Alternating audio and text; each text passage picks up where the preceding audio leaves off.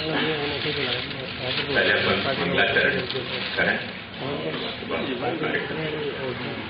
चिंता संतारो गुजरे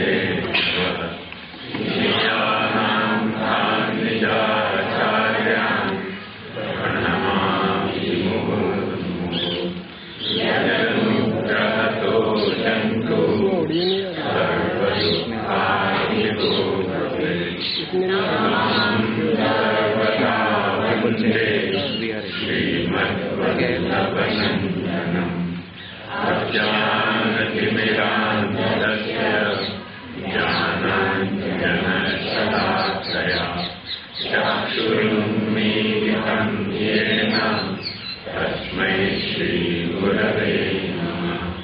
नमामि हृदये शेषे श्रीराभिषायिनम् लक्ष्मी सहस्रलीलाभि सेव्यमानं कलानिधिम् चतुर्भिश्च त्रिभिस्तथा विराजते योषौ पंचदा हृदये।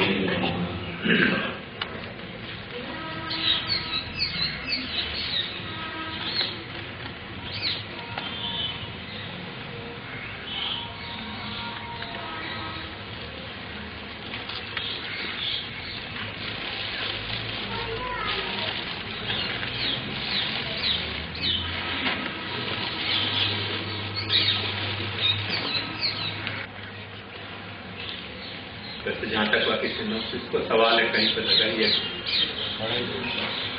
वो जो क्लास में लगाइए तो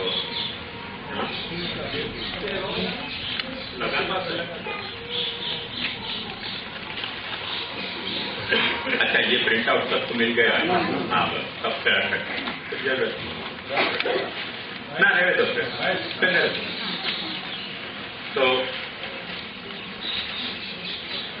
जहाँ तक सिद्धांत मुक्तावली के सिनॉप्सिस को सवाल है, वो यहाँ में सिनॉप्सिस का मतलब भी शायद मैं खुलासा कर दूं कि जैसे एक मकान बना है अपन, और मकान बनाने के पहले वहाँ पे खाका बना है, वो खाका के हिसाब से फिर सारा वो मकान तो अंदर को सारो बाहर को सारो भाग तैयार हुए। तो वो जो खाका है सिद्धांत मुक्तावली को, वो क्या है वो यहाँ में समझाया गया है, और ये आपके पास होएगा तो वो ध्यान में रखोगे तो फिर समस्या नहीं होगी आपको। और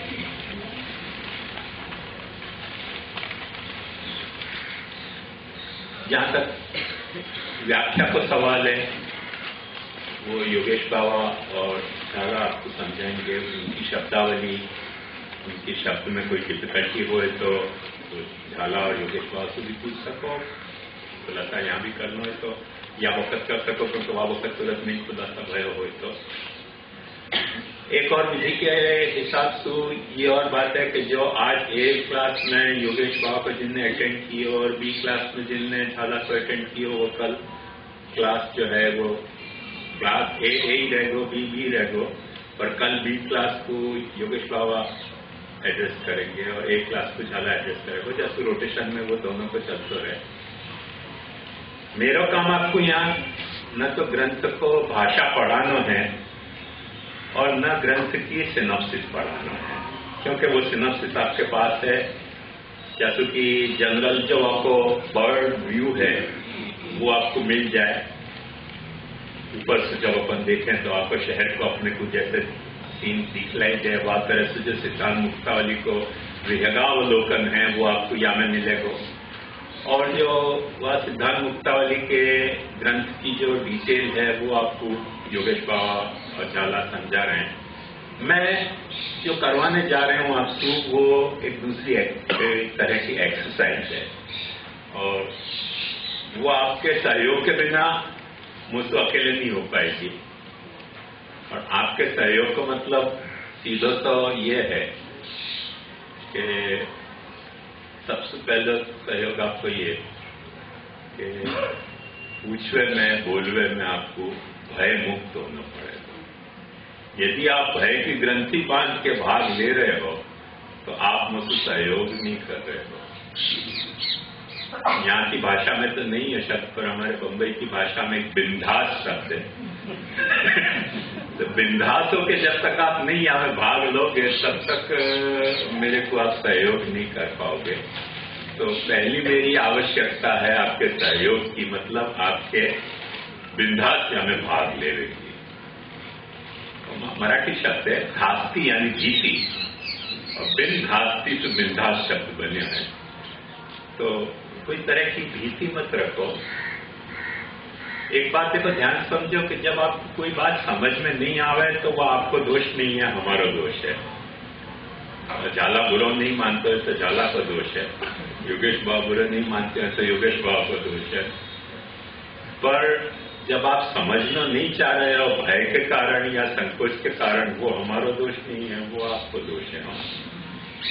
वह दोष तो हमारे पास भी उपाय नहीं है। वो दोष तो आप खुद दूर करो तो दूर हो सके, नहीं तो मेरे बस की बात नहीं है, न जाला और योगेश बाबा के बस की बात है। तो वो दोष सबसे पहले आपको अपने वह दोष पे काबू पाना पड़ेगा कि संकोच और भीति आपको छोड़नी पड़ेगी। टेक्निकली इतना अपन ने सोचा है कि जब भी जो ये एक्सरसाइज अपन करने जा रहे हैं, वो एक्सरसाइज के करने के पहले रैंडम आज 25 चुन लेंगे। जिन 25 को आज चुनेंगे वो कल भाग नहीं लेंगे, कल दूसरे 25 भाग लेंगे। और पता नहीं आपने 50 और 100 हो कितने हो, जो भी कुछ हो, तो जो बचेंगे उनको फिर तीसरे भाग में भाग लेंगे। ऐसे रोटेशन में ये चलेगा। तो सबसे पहले अपन वो विधि पूर्ण करें कि आज की शुरुआत में 25 जने जो भाग लेंगे या एक्सरसाइज में, बाकी सब सुनेंगे, कल उनको नंबर आ जाएगा जो आज सुन रहे हैं। आज जो भाग लेना चाह रहे हैं एकदम, वो अपना हाथ उठा दें। 26 में हाथ उठेगा तो आपको उठा सकेंगे, नीचे रखो, कल आइए। पर 25 हाथ उठा दो, 1 2 3 गिन लो भाई, 25 गिन लो। जो हाथ उठाए वो आगे बैठ जाओ, बाकी सब पीछे बैठो। थोड़ा सा एक्सरसाइज और करनी पड़ेगी फिजिकल।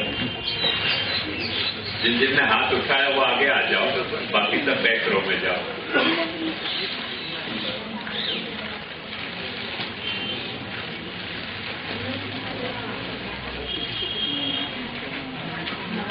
ये परमानेंट बैक बेंचर होने को नहीं है सिद्धांत, एडहॉक बैक बेंचर होने को सिद्धांत है। पर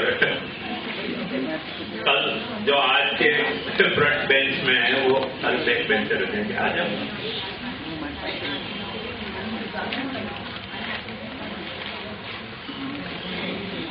मैं समझो 25 जने आ गए।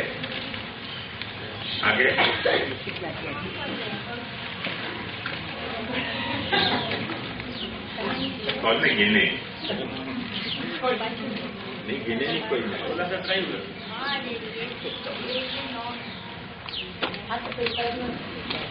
और भी कोई बात उठाना पड़ेगा, भाग लेना है तो। हाँ, तो जिन ने हाथ उठाया आगे आओ, बैक बेंचर में बनो।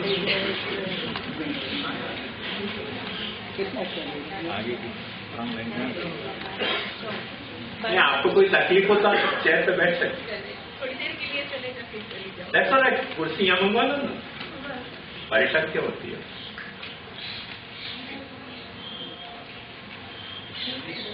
हाँ, वहां रख पा लो।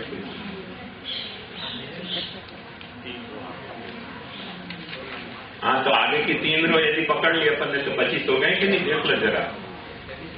एक संस्कृत में बड़ी मजेदार एक उदाहरण है कि 10 आदमी भांग पी के नदी नहावे गए और नदी से नहाते निकले तब तक उनको नशा चढ़ गया। तो फिर सब काउंट कर रहे थे, उन्होंने कि गिनो कितने अपन, तो हर आदमी गिने तो 9 ही आ रहे थे। फिर सब रोने लगे कि एक आदमी कोई नदी में डूब गए। तो कोई भी नदी में डूबियो मत, दशमस त्वमसि वापस सिद्धांत है। कि the 10th one is you. तो अपने आप को काउंट करो और देख लो कि 25 हो गए कि नहीं.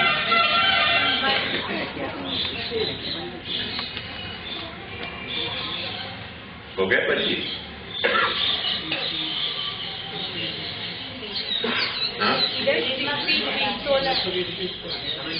અહીંયા 20 થયા. તો જે 20 થઈ ગયા હોય તો એમાંથી એક વ્યક્તિ જવું પડશે. કેટલા લોકો પાછળ જવું પડશે? 18 થાય. 18 નથી. નહીં તો મારે 25 જ જોઈએ છે, લિમિટેડ નંબર. હા કે અહીંયા કેટલી રો? 3 રો.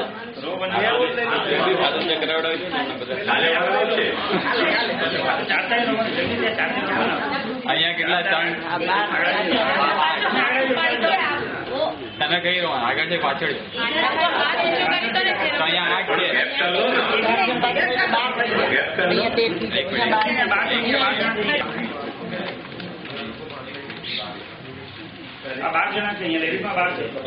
इनके 23 और 2 बाकी है. 2 बाकी है. आओ कोई 2 बाकी है.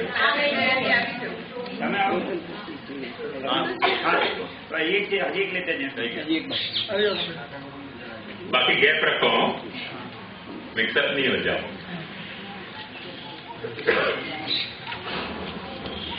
देखो आपको कर्तव्य क्या है मैं बताऊं. जो सिर्फ आज के एवं में 25 भय हैं कि कुछ बातें जो आपने ग्रंथ में पढ़ी हैं उनके बारे में मैं आपसे पूछूंगा प्रश्न. उनमें से कोई को कुछ बताना पड़ेगा. वो बताएगा वो या तो सच्चो हो या झूठो हो. दूसरे को नक्की करना पड़ेगा कि सच्चो है कि झूठो है. और सिर्फ सच्चो है कि झूठो ऐसे सौगंध खा के कहने से काम नहीं चलेगा. वो आपको रीजन देना पड़ेगा.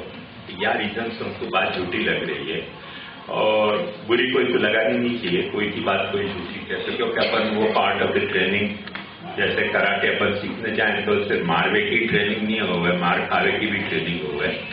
तो जब मार खाने नहीं आवे वह मारना भी नहीं आता हुआ है. तो ये बात ध्यान से समझो कि कोई यदि कोई अपने कुछ झूठो कह रहे हो है, मैं अपने आप को अपवाद नहीं मान रहा. यदि कोई बात मेरी झूठी लगे तो आप मुझको भी कह सको कि ये बात आपकी ठीक नहीं लग रही है.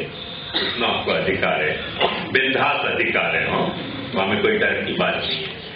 तो आपकी अपनी या तरीके की विधि होगी.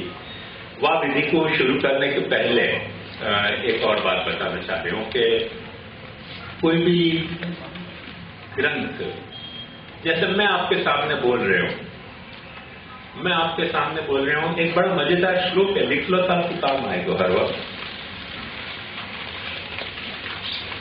आकारई इंगितई गत्या. आकारई इंगितई गत्या चेष्टया भाषणेन च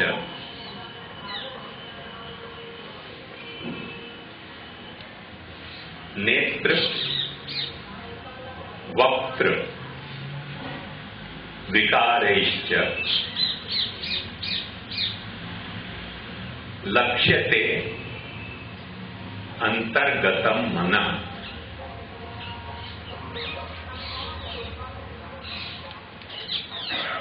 यह श्लोक का मतलब है कि जैसे टेप में एक आदमी बोल रहे हो है,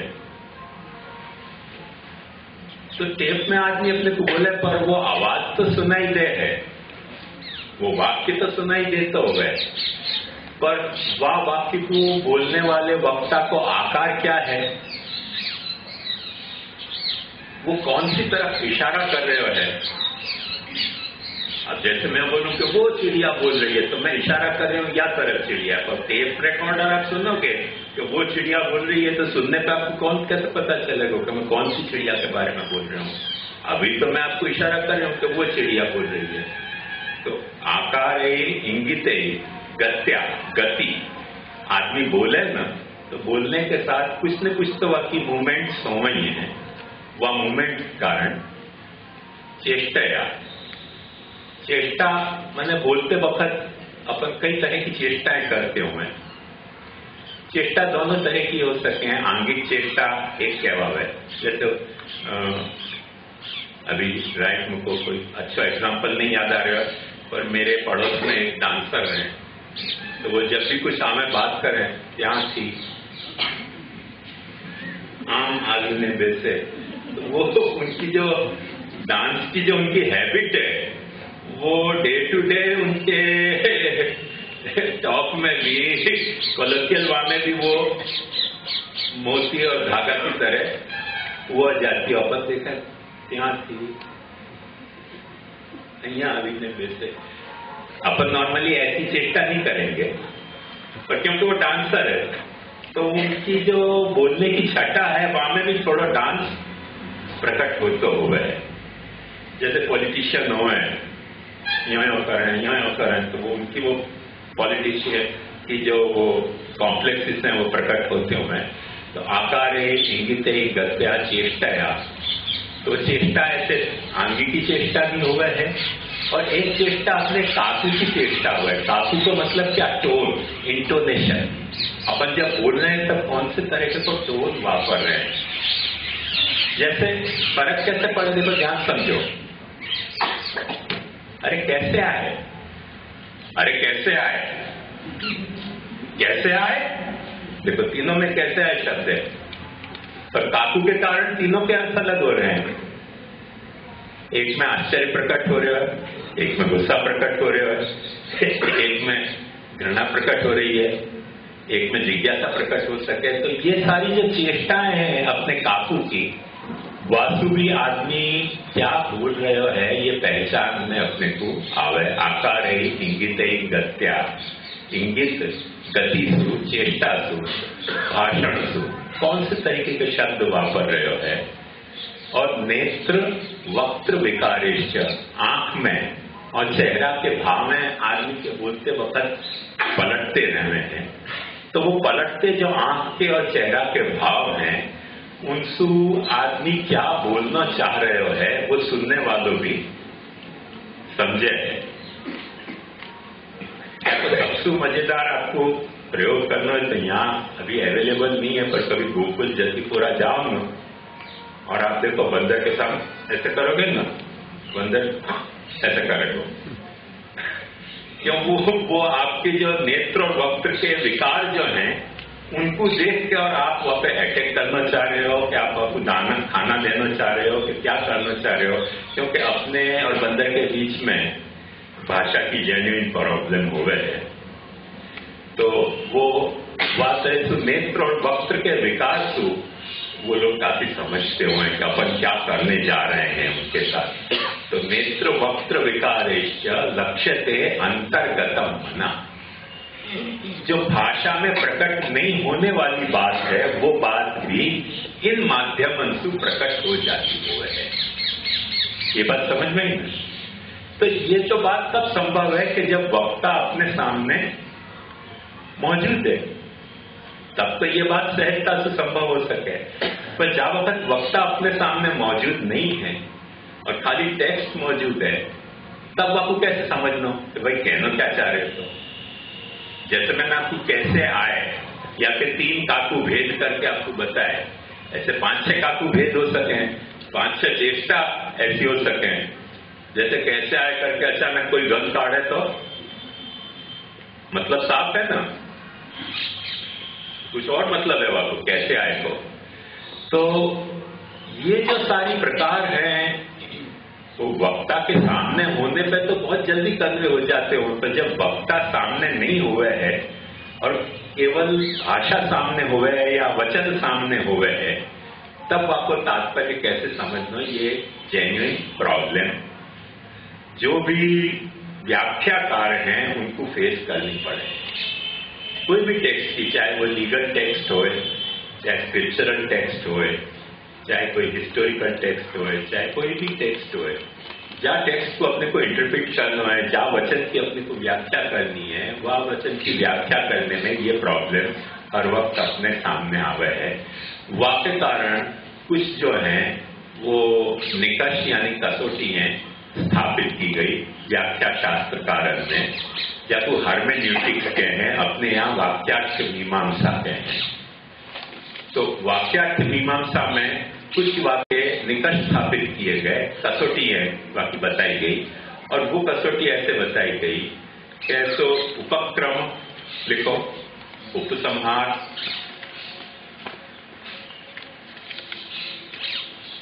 उपक्रम, उपसंहार। उपक्रम माने बात की शुरुआत कैसे भई, उपसंहार माने बात पूरी कैसे भई।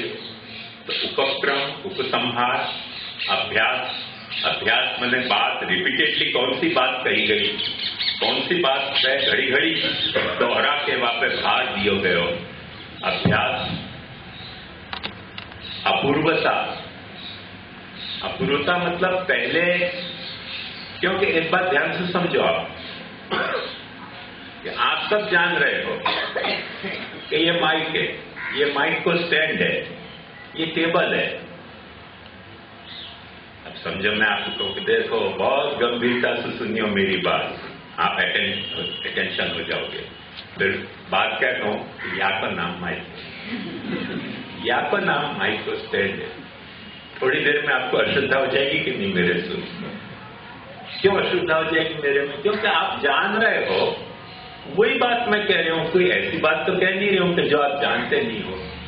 तो जब वक्ता सुनना चाह रहे हो है, तब वाकई वक्ता को कोई सुनना चाह रहे हो तो वाकई अपेक्षा हो है कि वासु कोई ऐसी बात हमको जाननी मिले जो हम जानते नहीं होंगे, नहीं जानते होंगे और हमको जाननी मिले तो वक्ता के वचन में अपने को अटेंड करने की इच्छा हो है। और जैसे जैसे वक्ता वही बात समझाता जाए जो सब बातें अपन जानते हो, तो अपने को फिर बातें आएंगी, ज्यादा प्रवचन लंबो है तो नींद भी आ सके, और प्रवचन पूरे होने के बाद फिर पाछे आने की अपनी इच्छा भी खत्म भी हो सके। ये सारी प्रक्रिया है बाकी। तो वास्तव अपन समझ सके कि वक्ता जब भी कोई बात कह रहे हो वहां में अपूर्वता को रोल क्या है।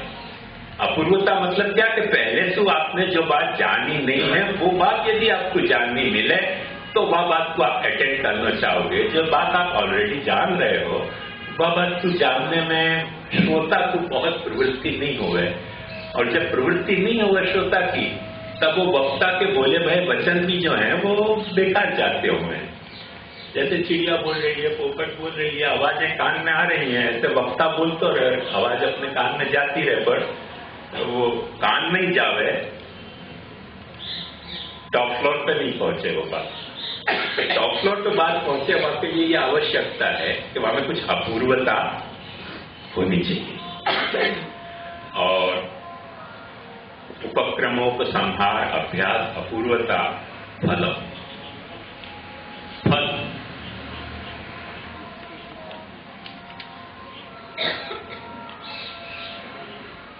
हर आदमी जो सुनना चाह रहे हो है कोई भी बात, ये मनुष्य की ही नहीं, प्राणी मात्र की। कभी कोई जानवर के साथ भी आप प्रयोग करके देखिए, कभी अपने मकान की बरामदा में खड़े होके कोई बिल्ली जाती हो, कोई कुत्ता जाता हो, थोड़ी सी कुछ आवाज करो, थोड़ी सी आवाज करोगे ना तुरंत वो देखेगा ऊपर।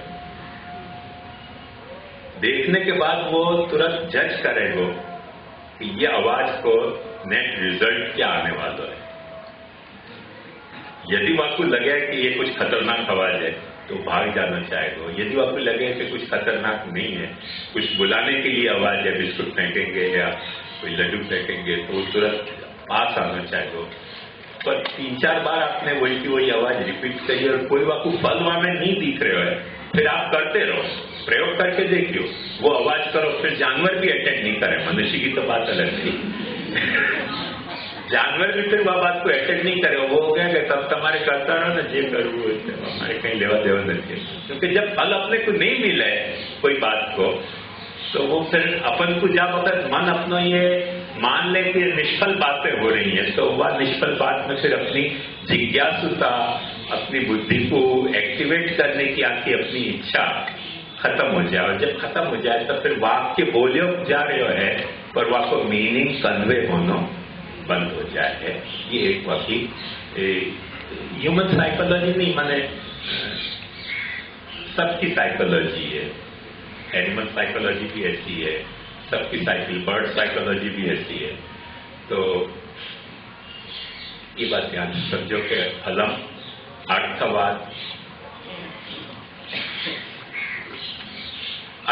को मतलब क्या कि आदमी जो बात कर रहे है वह कही जाती बात में कौन सी बात की वो प्रशंसा कर रहे है, कौन सी बात की निंदा कर रहे है। इन बातों पे माने जो बात अपने को अच्छी लगती हो वह की प्रशंसा हो रही हो, जो बात अपने को बुरी लगती हो वह की निंदा हो रही हो, तो सुनने वाले को वह में सुनने की प्रवृत्ति हो। जो बात अपने को अच्छी नहीं लगती हो वह बात की प्रशंसा हो रही हो, जो बात अपने को अच्छी लगती है वह की निंदा हो रही हो, धीरे धीरे वो श्रोता वह में विरक्त हो तो चले जाए। तो अर्थवाद भी एक बहुत बड़ा रोल अपने को कोई भी वाक्य के अर्थ को समझने में हेल्पफुल कंडीशन हुआ है कि अपन बोलते वक्त कौन से चीज की निंदा या कौन से चीज की प्रशंसा कर रहे हैं। वासु अपने को शब्द को अर्थ स्फुटतया समझ में आवे। एग्जैक्टली अर्थवाद को जो रोल है ना, आप यूँ समझ सको कि जैसे अपन भुजिया खाते हैं वहां में चटनी को जो रोल है या वगैरह वगैरह अचार को जो रोल है, तो वो थोड़ा डिलीशियस हो जाए, टेस्टी हो जाए स्वाद को बात को।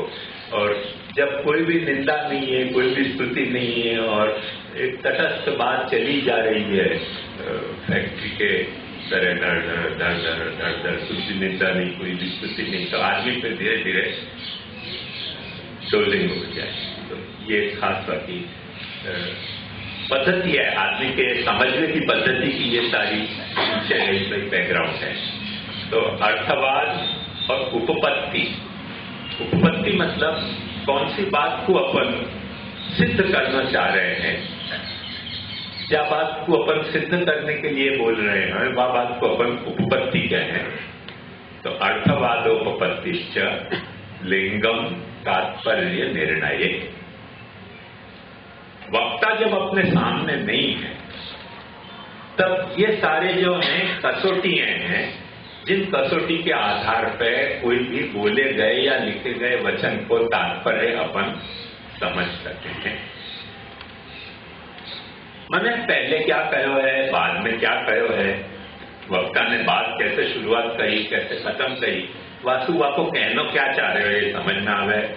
उपक्रम, उपसंहार, कौन सी बात को घड़ी घड़ी वो दोहरा के कह रहे हो तो जरूर वह बात को कहने में आपको कुछ ज्यादा आशय है, तो वो वासु वो क्या कहना चाह रहे हो समझ में आवे। उपक्रमों का अभ्यास, अपूर्वता, नई बात वो क्या कहना चाह रहे हो है, वासु वो वापस तात्पर्य क्या है ये समझ में आवे। अभ्यास, अपूर्वता, अर्थवाद, कौन सी बात की निंदा स्तुति कर रहे हो, कौन सी बात को जस्टिफाई कर रहे हो है, नेगेटिवली या पॉजिटिवली। वासु व वक्ता के कहने को आशय क्या है या लिखने को आशय क्या है ये समझ में आवे।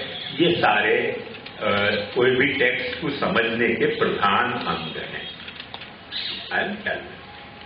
और इन अंगन को अपने को पहचाने, क्योंकि टेक्स्ट आपको योगेश बाबा ने और झाला ने पढ़ाया हो, अब उनने पढ़ाया है आपको, तो उन पढ़े हुए अंगन में से इन अंगन को पहचानना कि अपने को एक्सरसाइज करेंगे तो समझ में आएगा।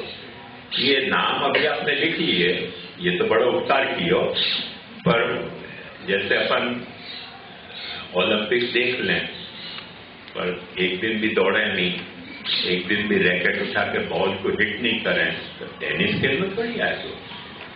तो भले ओलंपिक मत देखो आप, पर हाथ में एक रैकेट होगा और सामने एक बॉल रहेगी, पीट पाट करोगे तो थोड़ी बहुत तो आ ही जाएगी। तो मेरी जो अपेक्षा है आपसे, मैं ये बात कह रही हूँ कि वो रैकेट आप हाथ में लो, बॉल का मैं आपके सामने थ्रो करूँ, सर्विस दूंगा, रिटर्न आपको करना है। और उन रैकेट्स तो आपको, ये सब मैंने आपको रैकेट प्रोवाइड किए हैं, और इन रैकेट को आपको हिट करना है, स्मैश करना है, चॉप करना है, जो करना है करो। तो वो करोगे आप तो आपको पता चलेगा कि ये कहाँ वापरो कोई भी व्याख्यान में, और आप वापरोगे नहीं वापू। और अपन रोज के रोज ओलंपिक देखे, इसने वो वनडे क्रिकेट अपन देखते रहे, पर कोई को बॉलिंग आ रहा है, कोई को बैटिंग आ रहा है। मैं तो एक दिन सब इतना उत्साह से क्रिकेट देखने जाते, तो मेरे भी एक दिन भूत चढ़े कि चलो अपन भी क्रिकेट देखने चल रहे। न्यूजीलैंड इंडिया की क्रिकेट हो रही थी, वहां वक्त 5 दिन की क्रिकेट होती थी। सब जने बैठे, मैं भी जाके बैठ गया। अब कुछ समझ पड़े नहीं, सब सफेद सफेद दिखे। अचानक हो जाए, सब खड़े हो जाए। कुछ छोटे छोटे छोकराएं कहें देखो वो आया, देखो। मैंने कौन आया, सब सफेद ही सफेद दिखे, पहचान कैसे गए तो? और अचानक वो करके खड़े हो जाए। मेरी बहन समझ क्रिकेट अपने काम की नहीं, अपन क्रिकेट के काम से नहीं, क्योंकि अपन ने क्रिकेट खेली नहीं। तो उनको दिख कैसे जाए, मुझको यही समझ नहीं आई कि LBW हो गया। मुझको तो दिखता ही नहीं, तो बॉल फेंकने के लिए दौड़ता उतना दिखता तो, और बॉल मारता तो दिखता तो कैसे वो लेग वो या बाजू चली गई, बाजू चली गई, कब वो आउट हो गए, कुछ समझ पड़े नहीं कि जावा दिया नहीं, अपने क्या करना है यार क्रिकेट, तो अपने कुछ समझ नहीं आवे। तो मूल कारण मेरा टॉप फ्लोर वैकेंट था, तो ऐसे मैं मानने नहीं तैयार हूं, पर क्रिकेट खेली नहीं। क्रिकेट खेली नहीं, वाल ये समझ में नहीं आ। खेली होती क्रिकेट तो अच्छी तरह से समझ में आती। तो ये सब बात मैं आपको याद ये कर रहा हूं कि आपके भी टॉप फ्लोर वैकेंट नहीं है, पर क्रिकेट खेलोगे ना तो बॉल कहां से आ रही है और हिट कैसे करना वो आपको भी समझ में आएगा। और नहीं खेलोगे तो देखते रहोगे तो मेरे जैसी हाल होगी। सब लोग कहेंगे कि हाँ भाई कुछ हो अल्लाह बचे, क्या हुआ कुछ समझ नहीं आया, वो खबर ही नहीं पड़ी कि कौन आउट हो रहे और कौन कैसे LBW हो। वो छोटे छोटे बच्चे हैं, टेनी आए, सब कहते थे LBW भया कैसे LBW, देखा नहीं तो दिखा ही नहीं तो क्या करें। तो ऐसे आपको भी नहीं दिखेगा, तो देखी थे पॉइंट आपको खेलनी है ये क्रिकेट, तो आपको बराबर समझ में आएगी। ये अंग है जो अपने को पहचानना है। वाके अलावा जहां तक या फिर 2 पार्ट्स हैं, या एक्सरसाइज के या स्पोर्ट के, यदि आपको तकलीफ होती है और पसीना आता हो तो कोई एक्सरसाइज समझो, और मजा आती हो तो स्पोर्ट समझो, as you like it.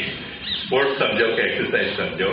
Sport के स्पिरिट से भी खेलोगे ना तो भी आपकी एक्सरसाइज हो जाएगी, और एक्सरसाइज के पसीना लाने के लिए खेलोगे तो भी स्पोर्ट ही तो हो जाएगी। इसलिए मैं आपको तो या कि 2 पार्ट है। एक पार्ट तो ये तात्पर्य निर्णय को है, दूसरा पार्ट एक और है आपको, और वो पार्ट आपको ये है कि कोई भी जो खास करके मूल वचन नहीं पर जो व्याख्या को वचन है, जैसे कोई ग्रंथ की कोई ने व्याख्या लिखी, योगेश बाबा ने झाला ने आपको पढ़ाया होगा कि श्री गोसाई जी क्या कह रहे हैं, मूल मुकुसा महाप्रभु जी के वचन क्या हैं। तो उन व्याख्या को एक कितने अंग हुए हैं वो आपको रैकेट हाथ में, रैकेट समझो या बैट समझो, आपको हाथ में रखना पड़ेगा जैसे कि वो बॉल को आप हिट कर सको और अपना स्पोर्ट स्टार्ट हो सके। तो वो आप लिख लो आनंद। देखो सब मिला के व्याख्या के अपन 6 अंग अभी समझे। सबसे पहला अंग वह है उत्थानिका।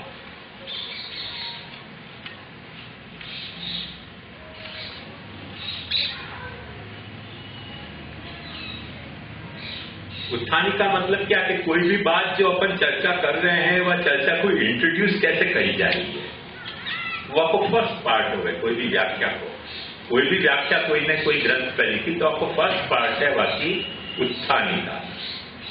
उत्थानिका के कई पर्याय हैं, सिनोनिम्स हैं। वह को अवतरणिका भी कह सके हैं, वह को आभास भी कह सके हैं, कई तरह की वाक्य वैरायटी है। वो डिपेंड कर रहे हैं कि व्याख्या की नेचर क्या है। मैंने कई बार ऐसा हुआ कि व्याख्या नीचे, व्याख्या ऊपर हो गए और मूल टेक्स्ट नीचे हो गए तो आपको अवतरणिका कहें, तो वो मूल टेक्स्ट को कैसे उतारे जा रहे हो है। कई वक्त क्या हुआ है कि व्याख्या जो है वो ऊपर नहीं होके नीचे हो गए है, और मूल टेक्स्ट ऊपर होवे तो वह को उत्थानी का कर जाए कि बात को उठाई कैसे जा रही है, मतलब बात को उतारी कैसे जा रही है, कोई भी कंसेप्ट को या कोई टॉपिक को या कोई टॉपिक को उतारी कैसे जा रही है या उठाई कैसे जा रही है। उठाई कैसे जा रही है कहना हो तो आपको उत्थानी का कर जाए, उतारी कैसे जा रही है ये कह रहे हो तो आपको अवतरणी का कर जाए। कोई वक्त पैरेलल भी व्याख्या लिखी जाए कि या बाजू मूल लिखो जाए या बाजू वाको व्याख्या लिखो जाए तो वाको उत्थानी का और अवतरणी का कहना में बहुत उचित प्रयोग नहीं हो जाए तो आपको आभास भी कहे कि जो बात कही जाने वाली है वाकी पहले से थोड़ी सी झांकी अपने को करावे। जैसे सूर्य के उगने के पहले अपने को आभास हो है ना को फटने को कि अब सूर्य उगने वालों है, तो वो आभास वाको कर जाए। थोड़ा सा वाको पूरा डिटेल में वाको परिचय नहीं पर थोड़ा सा वाको आभास देने को, तो आभास भी कर जाए। ऐसे उत्थानी का के कई प्रभेद हुए हैं, अवतरणी का भी कर जाए, आभास भी कर जाए।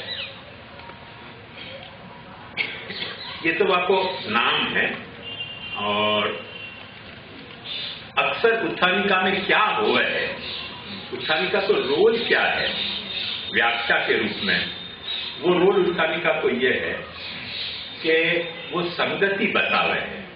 क्योंकि कोई भी बात असंगत शुरू कर दे कोई तो अपनी खोपड़ी खराब हो जाए, तो संगति बताने के लिए उत्थानिका आती हुए, अवतरिका आती हुए, आभास आते हुए। संगति माने वह तो कॉन्टेक्स्ट, कॉन्टेक्स्ट क्या है वह तो संगति दो तीन तरह की हुए हैं। एक संगति या तरीके की हुए मैंने ये बात जनक भाई सिर्फ ग्रंथन की नहीं है, आपके कानून की भी है। सब जगह काम आवे ऐसी बात है। तो एक सबसे संगति या तरह से बताई जाती है कि जैसे पहले कोई सामान्य बात कही गई है तो वाकई कोई विशेष बात बताई जाए।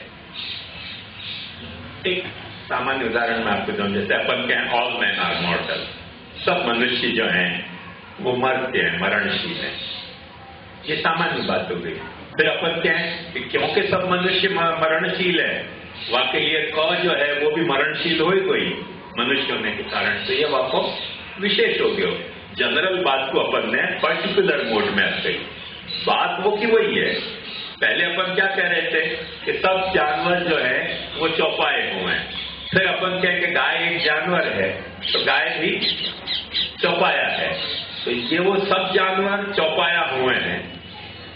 गाय एक जानवर है या तो गाय भी चौपाया है, तो ये आपको वही बात कही जा रही है, दूसरी बात नहीं कही जा रही है। पर वहां वो जनरल मोड में कही गई थी, मोड में कही गई थी, यहाँ वो पर्टिकुलर मोड में कही जा रही है। तो वो सामान्य विशेष भाव संगति हो है। पहले कोई सामान्य बात कह दी हो तो बाकी फिर विशेष बात कही जाए, पहले कोई विशेष बात कही गई हो तो बाकी सामान्य बात समझाई जाए। ये उत्थानिका को रोल हुआ है। दूसरो उत्थानिका को रोल हुआ है कि पहले कार्य कह दियो हो तो आपको कारण बताया जाए, कारण कह दियो हो तो आपको कार्य बताया जाए, तो कार्य कारण भाव भी संगति हो गए। बाकी तीसरी बाकी एक संगति ये बताई जाए कि प्रमाण और प्रमेय, पहले कोई चीज को अपन ने प्रमाण बता दियो, तो जब अपन ने प्रमाण बता दियो तो वह प्रमाण से सिद्ध हो तो भयो प्रमेय क्या है ये भी अपन बतावे हैं।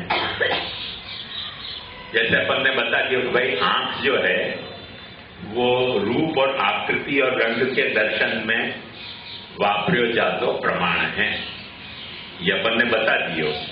अब प्रमेय क्या, कोई भी रूप रंग और आकृति को जब वक्त अपन निर्देश करें तो वो या वाक्य को प्रमेय हो गया। बात ख्याल में आई ना? अब देखो नहीं ख्याल में आई और नहीं समझ रहे हो तो गलती आपकी हो, मेरी नहीं है। हाँ नहीं है। हाँ बहुत खुशी हुई, बहुत बहुत धन्यवाद। प्रमाण मतलब क्या कि कोई चीज है आपको अपन प्रूफ दे रहे हैं। प्रूफ क्या, जैसे चिड़िया बोल रही है, आपको प्रूफ आपके पास क्या है? चिड़िया की आवाज, आवाज कान में सुनाई दे रही है, तो कान में सुनाई देना प्रमाण है और चिड़िया को बोलना प्रमेय हो गया। अभी मैं आपके सामने बैठे हुए हूं, तो प्रमाण क्या है? मेरो दिखलाई देनो। प्रमेय कौन हूं? मैं। एक्सेक्ट याद रखो। तो कोई चीज को प्रमाण पहले कह दियो हो तो आपको प्रमेय कहा जाए, प्रमेय कह दियो हो तो आपको प्रमाण कहा जाए। ये आपको अंग है। नेक्स्ट है साधन और फल। कोई को साधन बता दियो हो तो आपको फल बताया जाए, कोई को फल पहले बता दियो हो तो फिर आपको साधन बताया जाए। अब ये सब मैं आपको बैट कहो, चाहे रैकेट कहो, चाहे हॉकी की स्टिक कहो, आपको सप्लाई कर रहे हो और वो टाइम टू टाइम आपको वापरनी है तो ये खेल चलेगा, और नहीं वापरी ना तो ये खेल बंद हो जाएगा। और अपने यहाँ पची ये जो अपन ने 25 जने सिलेक्ट किए हैं टीम के आज की, वो क्रिकेट की टीम के नहीं है कि सिर्फ एक जना बॉलिंग करे और एक जना बैटिंग करे। ये हॉकी है, वो सबके हाथ में स्टिक है। और जैसे सरदार जी में क्या ना, जो बोले तो निहाल सत श्री अकाल, ऐसे जाने हिट किया तो निहाल सत श्री अकाल है। आप हिट करना भूल गए तो आप सीमित हो गई। ये बात ध्यान में रखनी है। नेक्स्ट साधन और फल। तो इतने जो अंग हैं वो उत्थानिका के माने जाए हैं। एक और अंग है उत्थानिका को, तो पहले कोई शंका करी गई है, पहले के वचन में कोई शंका आई, वाके समाधान के लिए दूसरी बात आती हो तो शंका समाधान भी वाक्य अंग हो गए है। अथवा कोई आक्षेप आयो है, वाको निरसन, कोई ने कुछ आक्षेप किया भाई ये चीज या कारण से गलत है, तो गलत नहीं है तो आपको निरसन करने के लिए, रेफ्यूटेशन के लिए भी आगे वाली पंक्ति आती हो गए है। तो ये सारे जो हैं वो उत्थानिका कहो, क्या अवतरणिका कहो, क्या आभास कहो, उनके ये सारे फंक्शन हैं। ये फंक्शन अपने को पहचानने पड़ेंगे, और जो आज आपने टेक्स्ट पढ़े हैं उन टेक्स्ट में वो अभी अपन स्टार्ट करेंगे थोड़ी सी देर में। ये पहलो अंग पूरो भयो अपनो व्याख्या को। व्याख्या को दूसरो अंग है अन्वय। अन्वय को मतलब है कि जो भी स्टेटमेंट आयो है वह स्टेटमेंट को अपन अपने समझ में आवे, वह तरीके के ऑर्डर में वाकू रख के देखनो। क्योंकि कोई वक्त श्लोक में होवे, कोई वक्त वाक्य में होवे, तो वक्ता के बोलने के ऑर्डर में कुछ और हो गए, और समझने के लिए अपने को दूसरे ऑर्डर में उन्हीं शब्दों को रखें तो बात समझ में आती हो। तो आपको ऑर्डर में जमाना वाको नाम अन्वय है। ये दूसरो व्याख्या को रोल है। व्याख्या क्या करे, कोई ग्रंथ पे कोई व्याख्या लिख रहे हो तो वो क्या कर रहे हो है काम, वहां में तो दूसरो काम वाको अन्वय करना है, मैंने वाको मूल के जो वचन है उनको ऑर्डर में जमाना है। तीसरो काम है पर्याय निर्देश। पर्याय निर्देश का मतलब क्या कि मूल काल में कोई एक बात कही है, वाको समझने में अपने को कुछ तकलीफ है, तो कौन सा शब्द वापरे तो वो बात अपने को समझ में आ जाए। कई वक्त क्या हुआ है कि प्राचीन काल में कोई शब्द, कोई बात के लिए एक शब्द वपरा तो हुआ है, बाद में वो शब्द वपराश में नहीं रह जाए और वही बात के लिए कोई दूसरा शब्द वपराश में आ जाता हुआ है। जब दूसरा शब्द वपराश में आ जाए तब अपने को वो जो चालू प्रयोग में जो शब्द है वो अपन वाके सामने जमाएंगे तो बात सुनने वालों समझ जाएगा कि यह शब्द को अर्थ ये है। तो वो पर्याय निर्देश भी करना पड़े है। तो पर्याय निर्देश दो तीन तरह से हुए हैं। एक तो डिक्शनरी में सुबह को मीनिंग लेके सामने रख दो, वही ये शब्द को डिक्शनरी में ये मीनिंग दिया गया है। एक ग्रामर के हिसाब से इटिमोलॉजी बता दो। जैसे एक बात बताऊं कि अपन समझ लो पंकज शब्द है, पंकज शब्द है तो पंकज शब्द अपन को नहीं सब पता चलेगा पंकज को मतलब क्या। तो अपन डिक्शनरी में देखेंगे तो अपने को कमल मिलेगा, कमल मिलेगा तो पंकज शब्द को जो कमल अर्थ है वो डिक्शनरी को मीनिंग है। ताकि ब्यूटी देखो शब्द की, यदि ग्रामर को आप पूछोगे ना तो पंकज को मतलब मिलेगा कि जो कीचड़ में पैदा हुए हो, वो कीचड़ में तो दुर्गंध भी पैदा हुआ है, वो कमल थोड़ी सेवा है। तो इटमोलॉजी कभी जो है वो कोई दूसरा अर्थ देती हुआ है, ग्रामर कोई माने ग्रामेटिकल जो इटमोलॉजी है वो कोई दूसरा अर्थ देता हुआ है, डिक्शनरी कोई दूसरा अर्थ देती हुआ है। तो कोई वक्त अपने को डिक्शनरी को मीनिंग देना पड़ता हुआ है, कोई वक्त अपने को ग्रामेटिकल वाली जो इटमोलॉजी है वो दे के देना पड़ता हुआ है।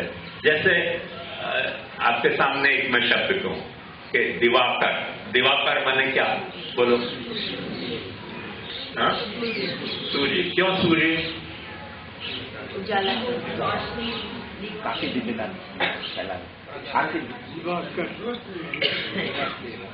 देखो दिवा यानी दिन, दिन को जो करते हुए वो दिवाकर, दिनकर, दिवाकर, दिवस, दिन, दिवा। तो दिवा जो करते हुए, दीवा नहीं हो,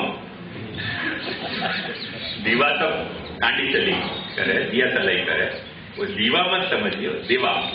तो दिवा जो करते हुए वो दिवाकर। तो ये दिवाकर को मतलब जो है वो दिन जो करते हुए वो दिवाकर, ये वाकई इटमोलॉजी है, व्याकरण को अर्थ है। और डिक्शनरी में आपको अर्थ मिलेगा सूर्य, आया ख्याल में? वो आपको डिक्शनरी को मीनिंग है, कोश को मतलब है। तो ऐसे पर्याय जो है वो कोश से भी दिया जा सके है, पर्याय जो है वो आपके डिक्शनरी से भी दिया जा सके है। और कई वक्त क्या हुआ है कि हर वक्ता कुछ शब्दन को वाकई मन में निहित अर्थ हो गए हैं। वो जो मन में निहित अर्थ हो गए वो डिक्शनरी में भी नहीं हुआ है और इटमोलॉजी में भी नहीं हुआ है। जैसे एक स्पष्ट उदाहरण दो, देखो आप सब पुष्टि मांगी हो यदि आपको समझ में आ जाएगा कि तुम्हारे माथे कौन सी निधि विराज रही है, तुम्हारे माथे कौन सा स्वरूप विराज रहा है।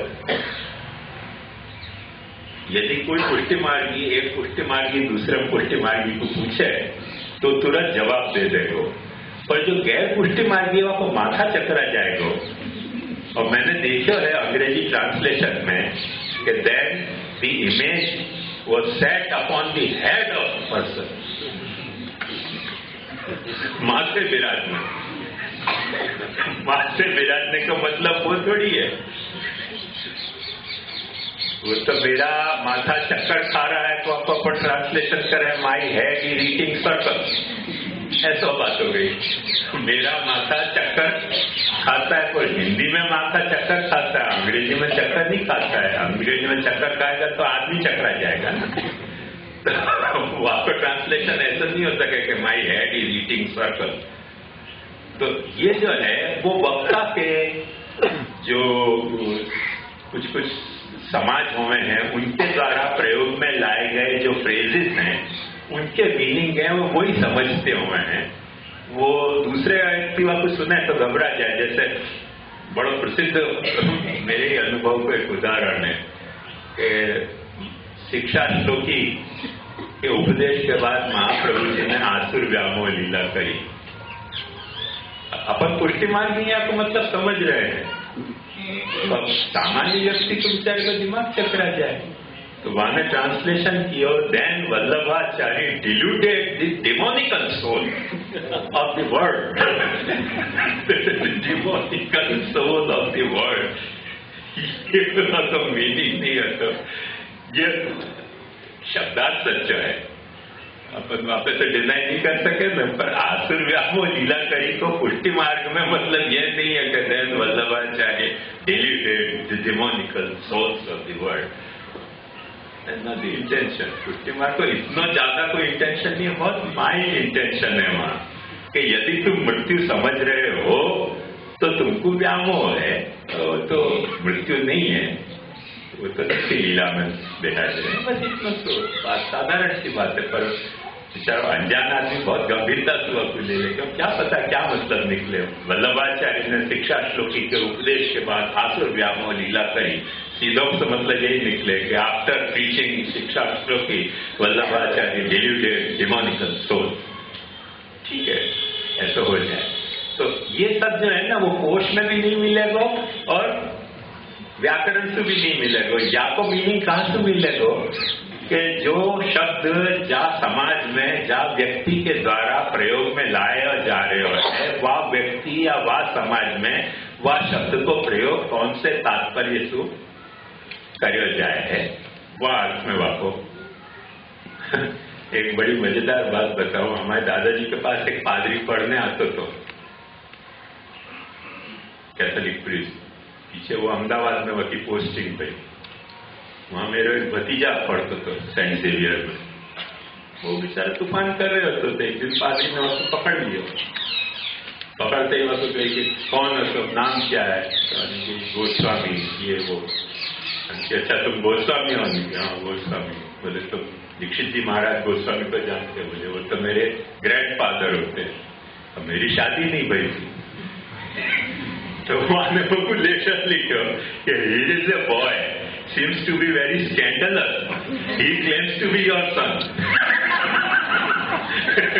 साजी महाराज को ट्रांसलेशन तो ग्रैंड फादर ही होगा ना, जबकि मेरी तो शादी नहीं हुई थी। तो ये क्या है कि ये सारी जो प्रॉब्लम है वो शब्द के अर्थ की नहीं है। साजी महाराज को अर्थ ग्रैंड फादर करना, आई मीन समझ में आने जैसी बात है, पर ग्रैंड फादर को इतना गंभीर मतलब कि बॉय स्कैंडलस है और he claims to be your son though you are not married. बहुत सारी एकदम बम्बास्टिक बातें हो गई। मैं भी घबरा के बोल भाई ऐसा स्कैंडल क्या पैदा हुए, फिर कोई मेरा बेटा बन गया बैठे बैठा है।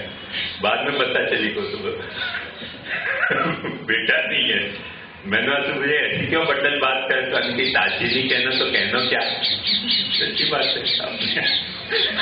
ताजी नहीं कह तो क्या मेरे भतीजा मेरे पिता को ताजी नहीं कहेगा तो क्या कहेगा, तो वो कंफ्यूजन हो जाए। तो ये सारे जो है ना, जो भाषा में जो तरीके के प्रयोग आ रहे हैं, उन प्रयोगों से अपने को ध्यान देना पड़े। बात आई ना आपके समझ में? No problem. तो वक्ता के या समाज के कोई भी शब्द या शब्द के जो मुहावराएं हैं उनको वापरने को तात्पर्य क्या है, वो भी अक्सर पर्याय तरीके दिए जाए है व्याख्या में कि भाई ये बात मूल शब्द वापरेगा पर या तो पर्याय ये है, जातु वो नक्की हो गए।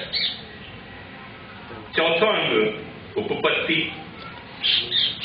उपपत्ति माने जो बात कही है टीका में मूल में, वह को जस्टिफाई करना। जस्टिफाई अपन कैसे ढंग से करें, कोई बात को अपन सिद्ध करनी हो तो कैसे करें, तो सबसे पहले अपन वह बात को डिफाइन करें, लक्षण दें, वहां की परिभाषा करें, तो वो बात अपने को दिमाग में बैठे, तो वो लक्षणोपत्ति कहवावे। कोई वहां को प्रमाण दे तो वहां की प्रमाणोपत्ति कहवावे, और कोई उदाहरण दे, एग्जाम्पल दे, तो वो उदाहरणोपत्ति कहवावे। अथवा कोई तर्क दे तो तर्कोपत्ति कहवावे। ऐसे कई तरह की उपपत्तियां हुए हैं, ये सब आप लिख लो। पांचवा अंग है अध्याहार और ऊह को।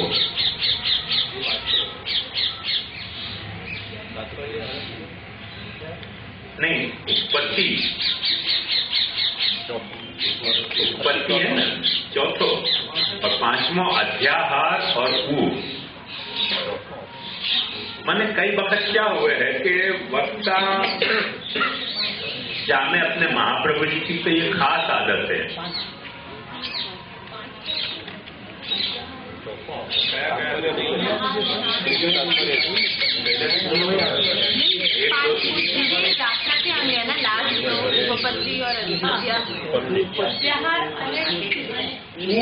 अध्याहार और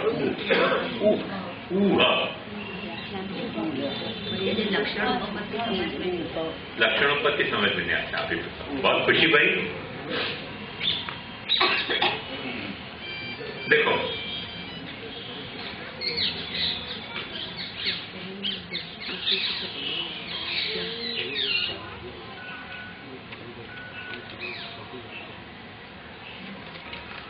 अपन ने कभी पेंगुइन यहां देखे नहीं हिंदुस्तान में।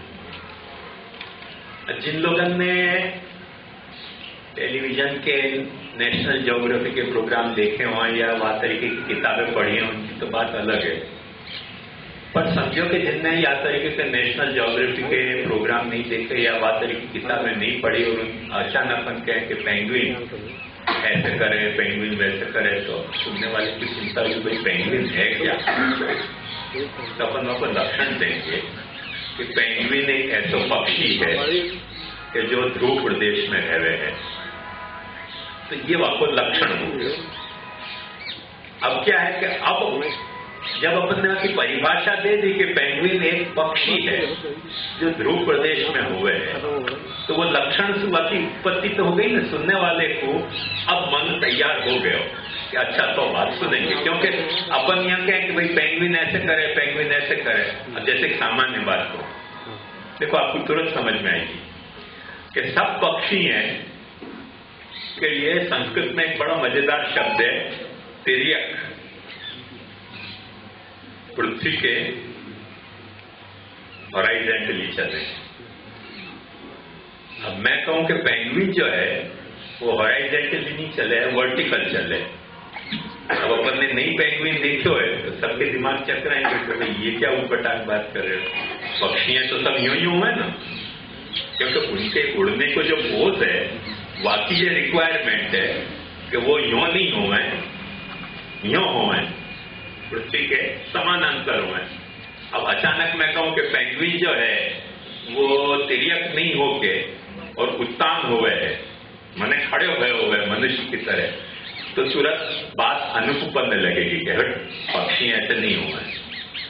पर यदि मैं आपकी परिभाषा करूं कि भले यहाँ एरिया में जहां भू प्रदेश में अपन रह रहे हैं वहां के पक्षी ऐसे नहीं हुए, पर शाहमृग एक ऐसा पक्षी है कि वो उत्तान हुए है, पेंगुइन एक ऐसा पक्षी है कि वो उत्तान हुए है, बगला वैसे तो उत्तान हुए पर उड़ते वक्त पाछो तिर्यक हो जाते हुए। तो याद रहे कि कुछ परिभाषा करूं तो आदमी को वो बात जस्टिफाएबल लगेगी कि नहीं भाई तो सेंसिबल बात है। नहीं तो क्या है कि अपने जो बायस है ना पक्षी कैसे हुए है ये सोचे कि वो बायस आड़े आ जाएंगे तुरंत। ये विधान सुनते ही कि पक्षी जो है पेंगुइन जो है वो खड़ो चले तो तुरंत आड़े आ जाएंगे, क्योंकि पक्षी प्राय सब यूं ही चले। बात समझे? तो ये लक्षणों को पति कहवाए। ये बाई एग्जाम्पल में प्रमाण को पति कैसे देते हैं?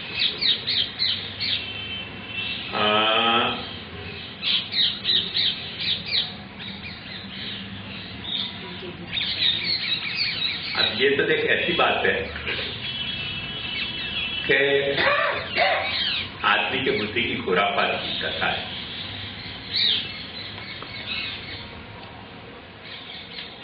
जैसे मैं कहूं कि ड्रैगन एक ऐसा जानवर है कि जाके मुंह में से अग्नि की ज्वाला निकले और वहां को मुंह शेर जैसा है और शरीर जो है वो अजगर के जैसा है, और अजगर के जैसा शरीर होते हुए भी वो चौपाया है, और चौपाया होते हुए बाकी पूंछ पर ही एक मोह हो गए है। अब तो खोपड़ी खत्म हो गई ना अपनी सोच के ऐसा जानवर लाना खाते के जाके मुंह में से आग निकलती हो और पास शेर जैसा मुंह हो, छड़ जो है वो अजगर के जैसे हो, अजगर के जैसे होते भय भी रेंगने वालों नहीं होके चौपाया पशु हो, और चौपाया पशु होने के बाद बाकी पूंछ में अलग वाले मुंह और हो गए। लक्षण तो मैंने दे दियो, उत्पन्न भयो, तुमको जिज्ञासा की तो वह है कहाँ? वो मैं तो एक बहुत ऐसी जगह पे है जहाँ तुमको पता नहीं चलेगी। अक्सर धर्म वाले ऐसे ही उपदेश करते हो, जो तुमको यहाँ नहीं मिलता वह तू कहते हैं वहाँ है, 7वें आसमान पे 8वें आसमान पे देखते हो, 7वें आसमान पे काम मिलेगा, न कोई 7वें आसमान पे जाओ न कोई 7वें आसमान पे मिले। धर्म में ऐसी कथाएं बहुत हो गए। हमारे शास्त्री जी को कोई भी बात पूछो तो उनके पास रेडीमेड आंसर है, नित्य लीला से अमुक प्रभु कह दिया। कौन नित्य लीला से प्रभु ने पूछवा जाए कि आप एक हिंदू के कुछ भी प्रमाण तो दे दिया ना, फिर प्रमाण देने से कोई चीज सिद्ध नहीं हो जाएगी। लक्षण देने से वो बात समझ में आएगी, वो प्रमाण देना पड़ेगा तब वो बात सिद्ध होगी ना। तो लक्षण तो अपन कोई भी चीज को दे सके, जैसे ड्रैगन को अपन लक्षण दे सकें, नहीं दे सकें। सेंटोर को अपन लक्षण दे सकें। सेंटोर समझो, सेंटोर माने शरीर आधो घोड़ा को और आधो मनुष्य को। अब समझ में आ गई कि नहीं बात? लक्षणों को पत्ती तो हो गई, पर आधो शरीर घोड़ा को और आधो शरीर मनुष्य को है तो देखने का जानो प्रमाण क्या है कि नहीं है। तो कोई पशु, तो प्रमाणों को पत्ती एक अलग चाहिए, लक्षणों को पत्ती अलग चाहिए और उदाहरणों को पत्ती अलग चाहिए। मतलब कोई ठिकाने पर ये दिखावे कि देखो या को नाम सेंटो, तब तो आदमी को बात समझ में आवे भाई या को नाम फ्लावर पॉट, तो समझ में आएगा। नहीं तो कैसे समझ में आएगा? अब मैं समझा आपको कह दो कि फ्लावर पॉट, अभी तो आप लोग सब जान रहे हो, उसको बहुत कृपा है, तो समझो कि आप में से कोई नहीं जानता कि फ्लावर पॉट काय को है।